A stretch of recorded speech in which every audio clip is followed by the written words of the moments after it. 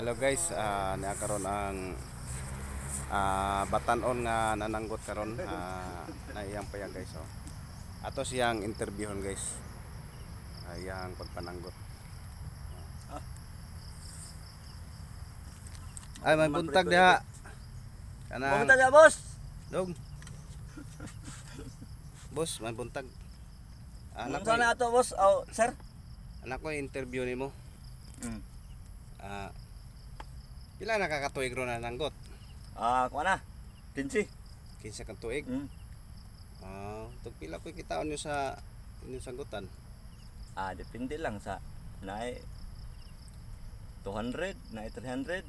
Depende lagi sa kuha lagi sa madawat. Depende sa madawat. Dami nagdawat ka na may panahon nga mo sabay gyud sa panahon ba mo bagyo na sa murag gyud dagat pa nga kuan kana ang muta og hunas ba. Pila gyud pinakaubos nimong kuan sa pananggot nimo? 200.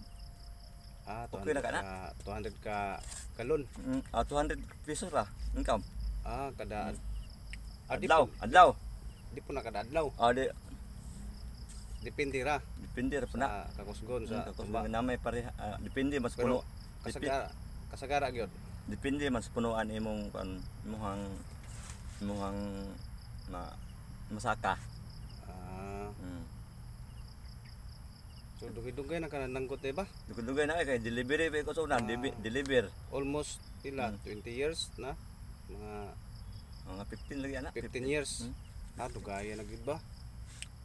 15. Nga Pero na panahon nga magkuan ko kana ang mag-drive ko mga pila ka adlaw nya medyo minus pasahero. Balabal. Balabal. Balabal po ka? Pagsa. Apo ka balabal? Diya ra sa kuan kana ang kabukiran. Tapi lang po pamasahe sa balabal mo. 20, 15. Mga makasurvive sa ano sa kalisod karon. Survive sa kalisod karon medyo sa minus pasahero dito po ka. Tayo to po ka. Okay gihapon. Pero nakay estudyante ron? Isa lang. Pila imong estudyante ron? Isa ra. So nag-graduate sa estudyante? Grade 11. Grade 11 na. So napay mong asawa ron? Napay asawa pero karon murag ingon nga tuwa man sa gawas di ako pud kalingaw pud gyapon mo diri. Dita mo salig. Okay gyapon. Kay mo salig ta basi og nagamay nga dili kayan sa wife ug husband nga naay gamay nga kuan medyo kan ba sa istorya maingnan na di po kaniya kuan na matumboy kaniya nga nagkuan pa ka bala ginagmera bala og 10 pa ibong adlaw sa adlaw. So unsa may ikasulti nato karon nimo sa ato mga viewers karon nga naminaw nining atong kay mga guys na sa amin mga guys pasensya lang gyud kay sa amin nga kuan man gyud kana ang mara man gyud naabot sa ato kuan dinhi sa pung sa pagkatao ra ko sa kalibutan mara gyud naabot seleksyon akong trabaho. Himo gyud ko puso. So muduwa gyud mo ko og pre sa kuan mudula-dula gyapon bala og dula og mga kuan game na mga game. Game ba lingaw lang ta nuntas buhi puta sa dinhi sa takuan mo.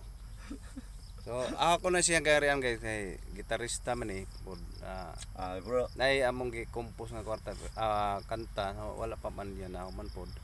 So ako siyang ato lang mamahoan bisag di medyo ta kuan minus gitag kabalo basta lang nga makatugtog lang og kuan ba kanang lingaw makapaminaw ra mo guys sa iyang gi-compose nga kanta ug mahuman na to ako gakanta sa iyang komposon. Ito lang mahuman bahala og kuan among ipabati sa inyo ang iyang gi-compose nga kanta kung mahuman na to.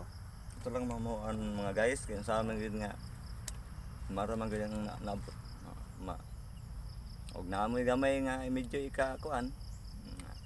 Salamat gyapon nga Ang amo lang na makasuporta sa pagpalo, like, aron makatabang punta sa nanginhanglan sa nanginhanglan. Okay guys, Salamat. Dinhira Kutob, si DB Boy Vlog TV, og daghang salamat sa inyong panonood. Ang Ginoo manas sa inyo. God bless you all.